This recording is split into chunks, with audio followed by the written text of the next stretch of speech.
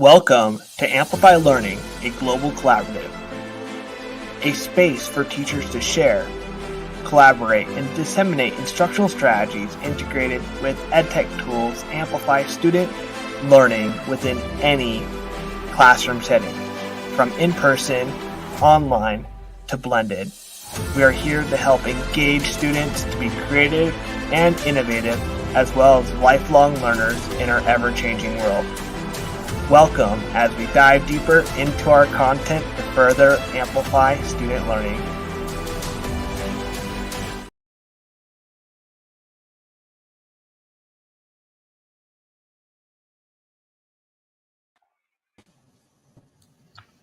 Welcome everyone for joining us at AmpGlobalEdu, also known as Amplify Learning, a global collaborative. At our core is our mission and vision to dedication to amplify the voices of educators from around the globe and elevate our students' learning experiences. Our excitement is building as we discuss the third book of our series titled Amplifying Student Inquiry in Robotics, Computer Science, and STEAM, set to release September 12th, in about a week from now. And we're really excited as we're going to be talking about in this book, Robotics, Computer Science, and STEAM.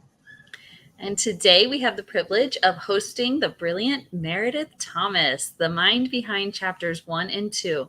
Meredith will delve into the intricacies of robotics and computer science, sharing her expertise on how she harnesses EdTech to breathe life into these subjects through her innovative instructional strategies.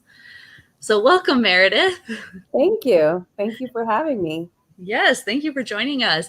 We're going to get started with our first question. Could you provide us with just a glimpse into your educational journey and what does a typical day look like for you as an educator?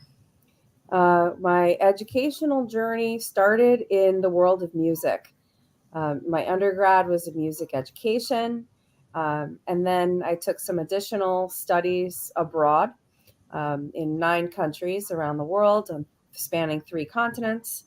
And then after about 10 years of teaching, I went and got a master's in gifted, talented, and creative education.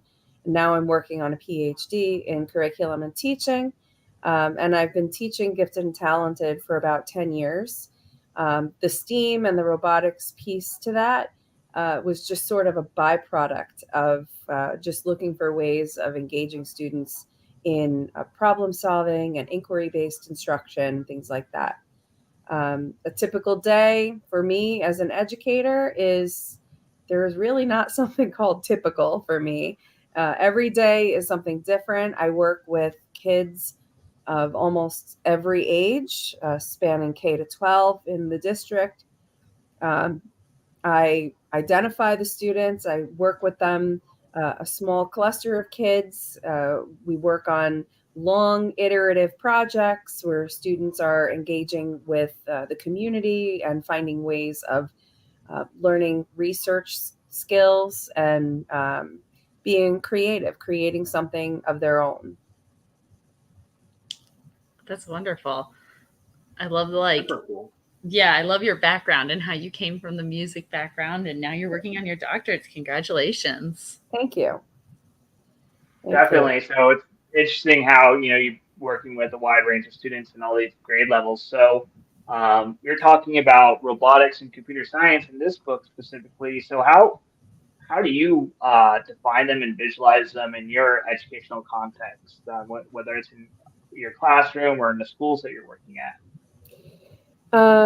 I will start with the computer science because I think that's just a little more practical for a day-to-day educational landscape, not just for me within my classroom, but I do think there is a place for that in every classroom. With now we have artificial intelligence that can help us develop codes. So there's no need to go through the steps that I had to take to learn JavaScript coding. At this point, you can just pull up ChatGPT and say, help me write a JavaScript code that I can use with Google Sheets or whatever the platform is that the teachers are using with their students. And then teach the students how to make the platforms that they're already using work for them. You can make so many changes on, and now I think the Microsoft products are bringing in the ability to change the way those platforms behave for students. So it empowers the students, and again, it's for all ages. It's not really age specific. It's just, you might want to water it down for the younger kids, maybe stick with just the pop-up alert, something simple like that, where the kids that I've worked with, I have had gifted and talented students work, sixth graders with high school students, to develop apps using platform, again, Raspberry Pi, stuff that's already out there, just to help them develop things that just kind of add a little bit of flavor and a little bit of life to what it is that we're doing. And so it's just finding a natural way of integrating the computer science just to amplify their process and amplify what's happening in the classroom. So, that's, to me, that's more authentic learning than bringing in something that's already made and teaching kids how to use it. I feel like take it a step further. Yes, teach them how to use it, but teach them how to change it and help them to find ways of, ask yourself, if I could do something to this program to make it better for myself, what would I change? And then again, that's that inner dialogue, that inquiry of asking and leaning into, now I've got space for the answer. I want to know, how do I make my Google Sheets send an automatic email every 3 weeks? Or how do I make my Google Doc update? Every time I open it, I want a blank page with today's date on the top. So there are things like that those kids could just do through simple coding. And then the robotics, where the computer science is more of the software element, and talking about how these programs behave. The robotics focuses more on the hardware, and more about what is it that this device can do for me. And again, it's asking those questions, like, how can I make this thing behave the way I want it to behave, so that I can see what I want to see. And then again, it's taking it a step further. And in the book, I did mention Q bots, which for the older students, it's like an extension of the dash or the dot robots. And what I like about that is the gears are already there, the mechanics are there. The kids are really just focusing on the basics of the hardware. And there are pieces that you can attach Legos to. You could give them little challenges. And then once they figure that out, I had a student last year who took an independent project, and he used those Q robots to develop an artificial intelligence that recognizes invasive plants. And then the head of the Q-bot tips forward and squirts vinegar into the soil where the invasive plant is growing. And so all of those things are self-directed and self-guided. And I think the kids are successful when they do kind of pursue their own questions. I love that. I love the inquiry aspect of it all. And I felt that as I was reading your chapters too, like it was your process of where you started with robotics, where you started with the computer science components, and where you are today. It actually helped me a lot in my new position. But then I also appreciated that the students really get to take ownership of their learning and focus on something that's meaningful and impactful to them. So that's wonderful. Thanks. And I do think that it's true. I said it in the chapters, and I really believe that you don't have to have all the answers as the teacher. Mm-hmm. It's more about asking the kids to really think about their learning and think about what it is that they are in pursuit of, and then learning it together. I think it really sends a strong message as a mentor figure for those kids in the classroom. But it's also, it supports those students. Like, this is a lifelong learning behavior that we're trying to instill in those kids. If they don't know the answer to something, it's okay to get it wrong. I've even said to my students, if you get this code wrong, do you know what's going to happen? And they look very serious and they say, what? I said, the computer is going to explode. They just, then they take it. They're like, okay, nothing. And I'm like, nothing is going to happen if you get it wrong. So it's okay. It's okay to get it wrong, and we'll fix it. We'll fix it together. I love that. Taking it a step deeper, in your teaching toolkit, what are your indispensable tools or techniques when it comes to seamlessly integrating robotics and computer science in the classroom? Additionally, if you could share an instance or a few instances where you've merged an instructional strategy with a tool, similar to how you detailed in the book, we would love to hear it. Yeah. The nice thing about using computer science and robotics with the inquiry-based instruction is that it is very organic and it does seamlessly integrate into education. In my classroom, I follow a universal design for learning framework. So there are a lot of options for my students, and it's a lot more work for me on the front end. In the beginning of the unit, or in the beginning of the year, I put a lot of work into creating videos to teach kids how to do things, or creating the handouts for the kids who prefer the pencil and paper and all those pieces. But then once the students have the opportunity to pursue things that they want to accomplish for themselves, the information is there for them and they can use it. So one thing I've done with my students is a lot of my students in grades 4, 5, and 6, so kind of that upper elementary age, they've never really used spreadsheets at all. So I ask them, how many of you really enjoy using spreadsheets? And nobody ever loves using spreadsheets. I think I've had one kid in the past maybe 5 years who really likes them. And we play the year game. So once a year, usually in the new year, I bring in I share a spreadsheet with my students and I show them, you want to get every integer from 1 to 100 using only the digits from the current year. And we're going to use the formulas on the Google Sheet to get to those numbers.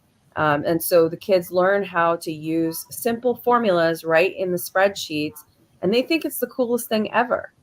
And then I take it a step further and I'll say to them, okay, if you want to help yourself remember where you left off, because some of the integers are not possible.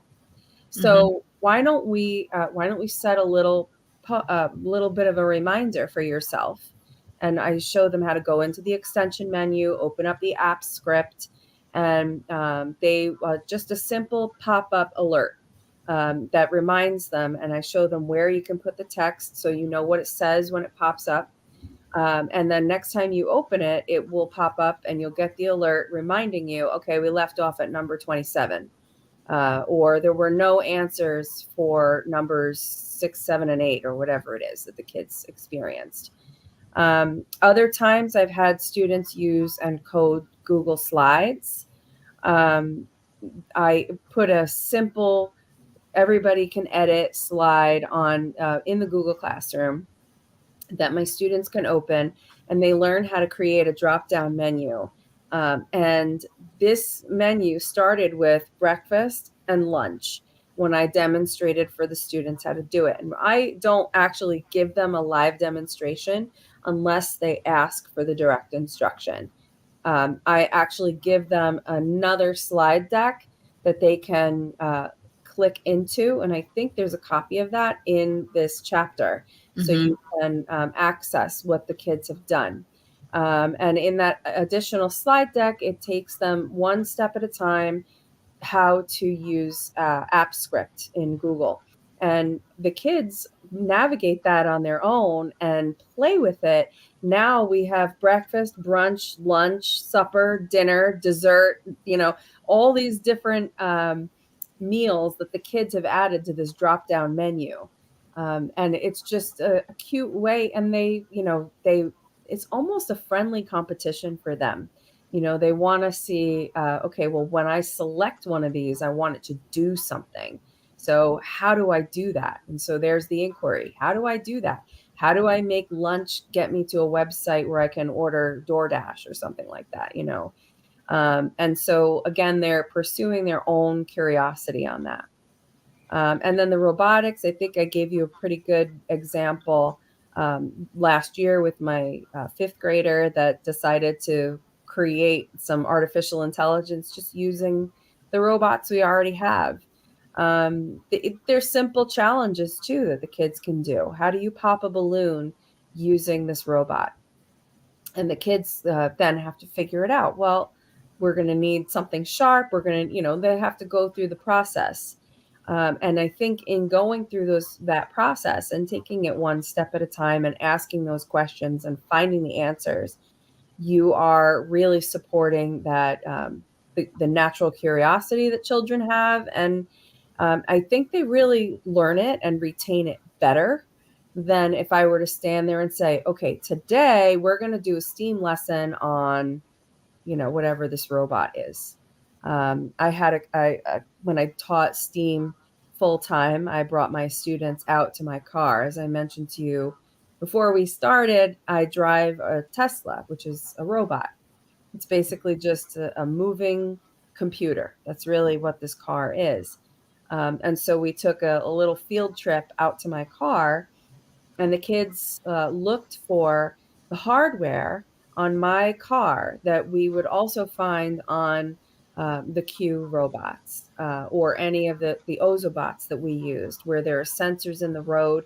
The Ozobots are these little tiny robots, and I put links to that, the QR codes in my chapter too. So anybody that reads that would be able to see videos of these things. And the kids, they knew the feedback loop from the bottom of the sensor that looks for the light on the bottom of the Ozobot. They're exploring what makes this thing work. And then you come out to my car and look what happens when you figure out how it works. My car can see the yellow lines in the road and drive itself. So, I think those are just really authentic ways of showing students, you're going to follow your own inquiry and you're going to get the information you need and mess up if you have to mess up. But look what happens when you use this it's a marathon, not a sprint. Yeah, those are just fantastic examples, just taking just something that you can do in your classroom and then ultimately showing students how they can apply it in the real world with what we drive every day. And that's something that is truly authentic. So I wanted to kind of switch gears to essentially ask you, say I was starting to teach computer science and then I have access to robots in my class. What's one strategy and tool that you recommend teachers start to do when they first start doing this in their classroom, when they first start teaching computer science with access to robots in their class? That's a very good question. I really think I really do subscribe to that UDL approach. I do think it actually is a lot more proactive than differentiating. I feel that differentiation is more reactive, where the UDL approach is more proactive. And so I think, and one strategy, and again, this is in the chapter too, in the computer science chapter, providing the students with that Alice Keeler spreadsheet that I shared with the gamified objectives, letting the kids know this is everything that we will be working on for this unit. And being upfront with the students, this is where you will be by the end, and then allowing students to self-select and move at their own pace. I think that's probably the best advice I could give, because kids are in all different levels with their computer savvy. Some of them don't know anything about computers, and some of them can already code. Some of them have accounts on Scratch, and they're making video games, or they have accounts on all these other, Mid Journey or whatever, all these other accounts where they're making. So I feel like there needs to be space for all of those kids to grow right where they are. And so I think that's probably the best advice I could give to a new teacher, is just kind of get your head wrapped around the goals, and then share those goals with your students in a way that's within reach for them, something achievable, something friendly for those students, and letting them explore and ask the questions. What does this mean? What is that? And then they're clicking on this spreadsheet and they're learning the lessons in the order that works best for them. I love that. I love that you're giving the ownership to the students, and they get to see the whole picture up front too. So as we move into the future, what's next for you, and how can educators best follow you? Well, they can follow me on LinkedIn for sure, and you could find me on Facebook. And I am working on. I actually just published 2 other chapters in a peer-reviewed text on gifted education. And I don't know what's next for me. I keep telling everyone I know I'm on a path, but I don't know where the path is taking me. But I do want to support other teachers. I love mentoring young teachers, new pre-service teachers. I've already had a number of student teachers and first-year teachers as my mentees. So I do really think that I want to pursue more of that. And the writing is actually going really well. It was because of this book and the opportunity from you that I decided that, you know what, this is something I can handle. So thank you, because if it weren't for you, I wouldn't have pursued a PhD. And so I feel like it was a necessary step for me. I don't know what's coming next. I do know that I'm still writing. I'm writing a lot more than my dissertation. And people are finding it really helpful. So I don't know. We'll see. I love that answer, and that's wonderful. That makes me really happy. Well, thanks. Yeah, that's great, and it's it's inspiring. And I think once you get the writing bug, sometimes you just want to continue to do it. You find a lot of things that you're interested in what you're doing on a day-to-day basis, and what you're studying, and what you want to share. So what you're sharing with us is really powerful, and I'm sure everything else that you are publishing is going to make that impact as well. So we really think that's fantastic, and really appreciate you being part of this project. And speaking of this project, we're going to keep the momentum going. We're going to have a live stream next week on September 12th at 6 p.m. Eastern, and it's going to be the release day of the book, which we're very excited about. We'll be discussing each of the chapters of the book, its authors, and our other contributing authors that added at the very end of this book. Each chapter, additional strategies and tools, and really looking forward to sharing this book further with educators from around the world. And I really like this book particularly because I think computer science, robotics, and STEAM are something that's just so important that we need to be integrating every day into our curriculum. Agreed. Thank you so much. And you can follow us on AmpGlobalEdu.com, and you can check out the book on Amazon, and it'll be on Barnes & Nobles as well. Thank you everyone for tuning in, and look forward to connecting with you all in the future. Thank you. Thank you. Thanks for having me. Thanks everyone.